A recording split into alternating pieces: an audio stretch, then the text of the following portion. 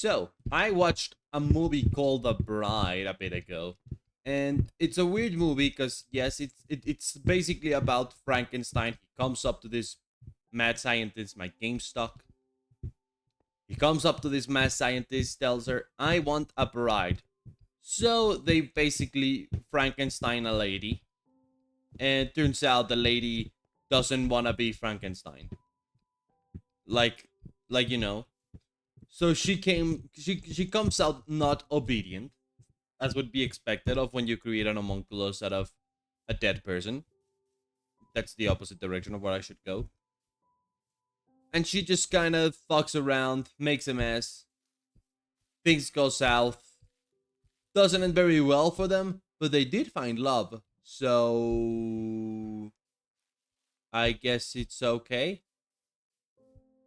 It doesn't really matter whether it is okay or what happens to them or stuff. I don't want to spoil. I don't even remember if they died. So don't like take anything I say with a grain of salt. But I do remember about the movie is that something about it felt oddly familiar. Like it should have been different. Like it was another movie that already exists. That's right.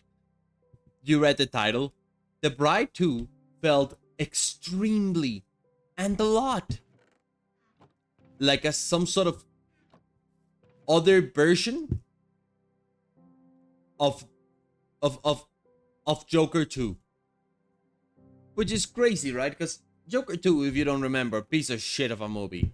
I mean, not that it was much like it was much worse than the first one, but the first one's always a movie that has always sort of existed and gotten all its popularity entirely from just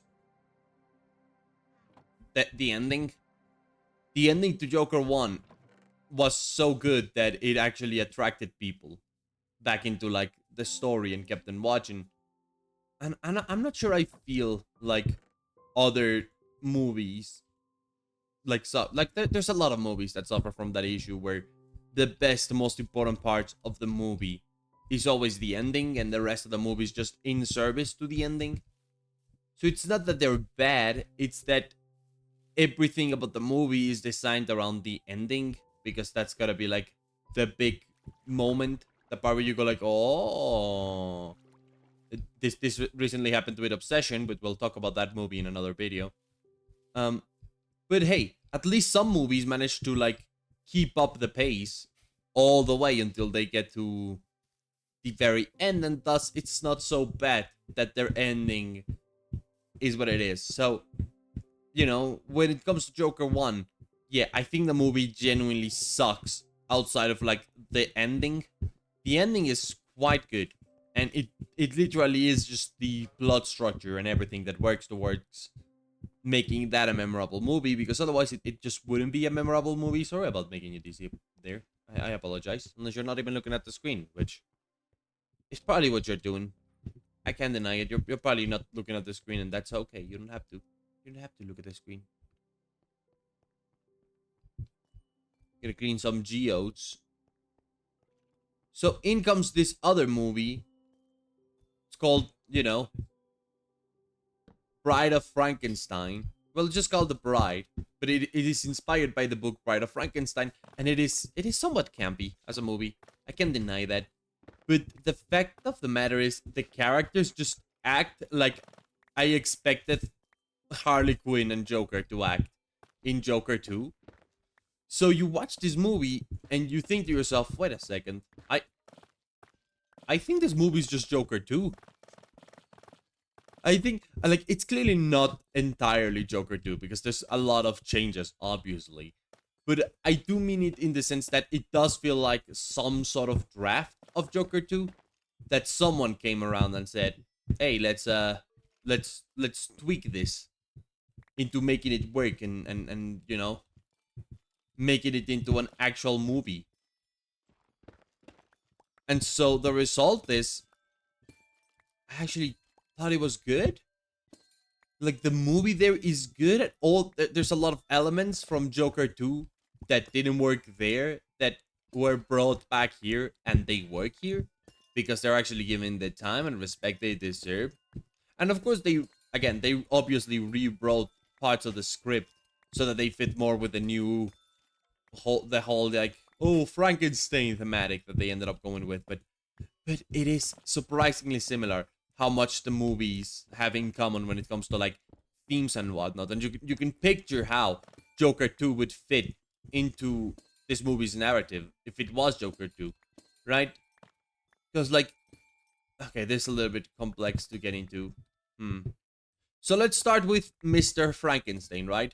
He's the protagonist. He comes around to this scientist at the beginning of the movie. He says, please make me a bride. Now, you know, I don't think you can make that happen in Joker. If Joker 2 had been that, I don't think Joker would have shown up at the start of the movie, go like, please create a person. You know, that's one of those one of those Frankenstein things they added just to make it make sense as a Frankenstein inspired rump story, you know. I like the word rump. Very good word. But it's like there's definitely elements about, you know, so the lady creates Miss Frankenstein, and the first thing she does is she starts to rebel.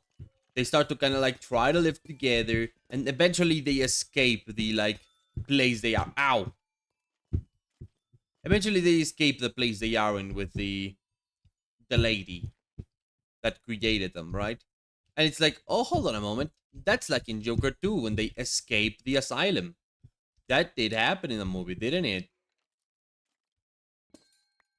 And it just keeps going with things like that. So then there's a scene where they go to a fancy party, and it's like, wait a second, that's like a thing that happens in Batman stories. The people in Gotham, the fancy people, always have their little balls, and it makes sense for her to go into a ball. And also, her character arc involves a lot of things that seem to be relevant to that Harley Quinn character from Joker 2.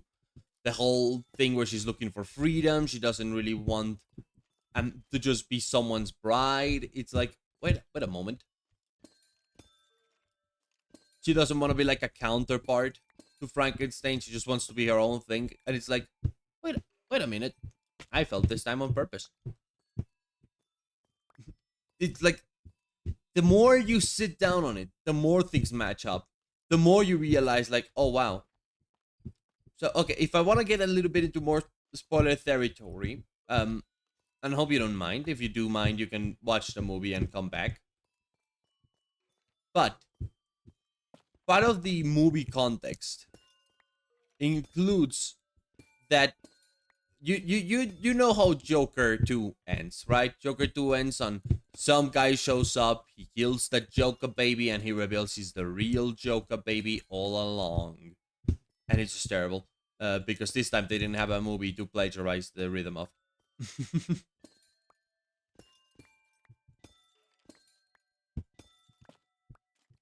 So, at the end of that movie, you know, the Joker dies. And in this movie, the Joker doesn't die at the end. I know, because the Joker's not in it. But the Frankenstein guy certainly does. and it's like, I mean, they die, but they don't die. It's a mess. You have to watch the movie. If you watch the movie, you know what I mean.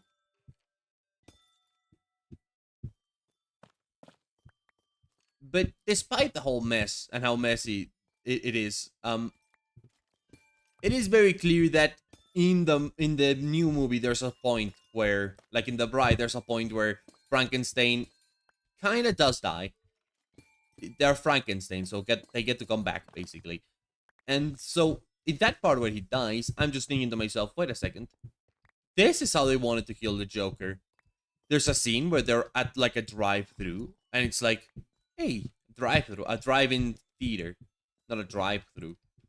And at the drive-in theater, the police shows up, goes like, there's the monster, and kills him. And Miss Bride just runs away like, they just killed the Joker, baby. I just can't imagine that happening with Harley Quinn. I can imagine all of those things. So it's like I'm not gonna go through every instance because we'd be here all day. Plus, also, I don't remember every instance. But if you watch the movie, you really start to wonder, like, wait, was this actually just a Joker 2 script that they fixed up and picked up and just did it? It wouldn't be the first time I've seen that happen. Um, earlier, no, not earlier. Well, I guess, yeah, earlier this year, but last year I saw a movie called Strays, and then I saw a movie called Fixed, the one by Jendy Tarkovsky with the horrible, horrible comedy and dogs who sex. And when I watched that movie, one thing I realized is that those movies were extremely similar as well, to the point where I can see that Strays was, and I'm like 95% confident about this, but I'm pretty sure Strays was like a original script or a different adapted script of what Fixed eventually is. If that makes no sense, watch the movies. The same shit happens in both of them. Almost one to one. It's just incredibly similar stuff happens. It's not 100% the same stuff, but there is a large amount of correlation. You can tell they were at least the same movies at some point. And then there's, of course, things that each do differently. Some do better, some do worse. And I think The Bride does everything that Joker 2 would have done, but better. Because, let's be honest, if Joker 2 would have happened with a script that was closer to this one, as it should have, I don't think it would have been as good as this movie is. Because, let me be straight, The Bride is not a particularly amazing movie. It was pretty good. I enjoyed it. I really like the characters and the whole exploration of both the Bride and Frankenstein in these contexts. I think they did an awesome job, and they are very entertaining about it. So it's like you get everything that you want out of a movie from this. You know, they certainly didn't do a bad job. And so when I look at Joker 2 and what happened there, and I imagine how all of the elements from this movie could have maybe fit into Joker 2, I just go like, people wouldn't have liked it. I think I just broke one of the good things. Shit. People wouldn't have liked it because it wouldn't have been a Joker movie. It would have been a Harley Quinn movie, which I think was definitely the intention from the start, hence why it was a musical. Which, on that matter, yeah, this movie also has musical segments. So that's pretty neat, in case you didn't see it coming. Yeah. This movie has musical segments where they sing. And there's a part at the ballroom, alright? They're at the ball, at the fancy ball of rich people, and they start singing. Which is something that, almost happened in Joker 2. How queer. How unique. I love describing weird things like how queer. Like I'm, some antiquated guy from the 19th century, before queer became what, like, the meaning of queer became associated with the word and the meaning it is associated now. It's a good word. It's a good word for any context, honestly. So I don't know. I personally did think maybe these movies at some point were the same movie, and eventually adaptation happened, and now we got two movies. Do I recommend The Bride? Well, I don't think it's a perfect movie. I think it still suffers from a few issues, but I definitely feel like, if Joker 2 had been it, people would have been a lot more receptive of Joker 2. At the end of the day, Joker 2 is very fixable through many, many methods. They just didn't want to commit to any good ideas because, I don't know, they're stupid. Genuinely. Like genuinely, that's my explanation for why they didn't commit to some of these ideas. And seeing this movie just lets you know, like, they could have had something. They could have had something, and they chose that they didn't want to. And sometimes we complain, but other times we live and let die. And I think this is one of those cases. Do I recommend The Bride? Yes, I do recommend The Bride, and quite a bit. I thought it was an enjoyable movie, and I had fun with it. And to avoid doing that thing that I eventually always do, where I go things were nice instead of actually describing shit, I'm just gonna leave it there. Yeah, lesson learned. 15 minutes. I don't have to talk longer about this. See y'all.